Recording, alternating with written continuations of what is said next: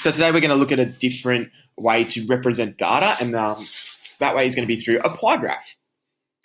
So a pie graph, or a pie chart as it's also called, it is a circle that is divided into sectors or sections that each represent a part of a whole.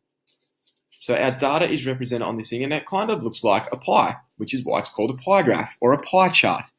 It looks like a pie. It's cut up into sections, just like a nice yummy pie.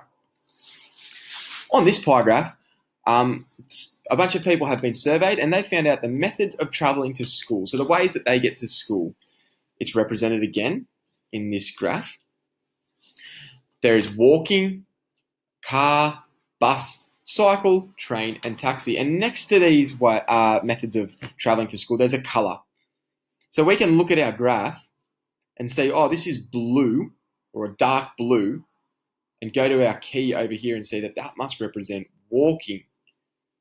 So think to yourself, how many people walk to school in this graph? We can see the number there is 8. What about driving a car?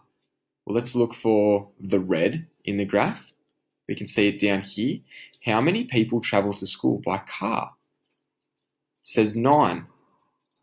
Now, as we can see, train only has one person. Only one person traveled to school by a train.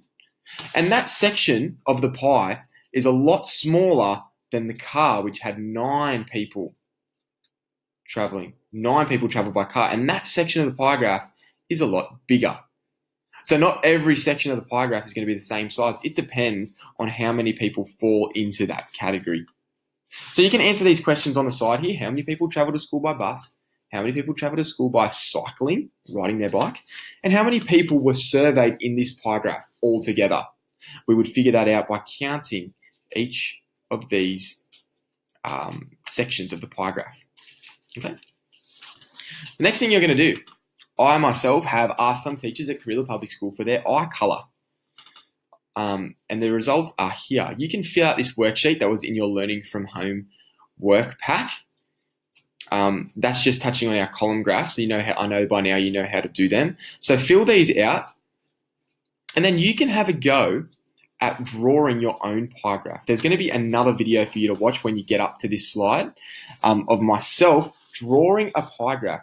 And you can draw this pie graph to represent this data that's there.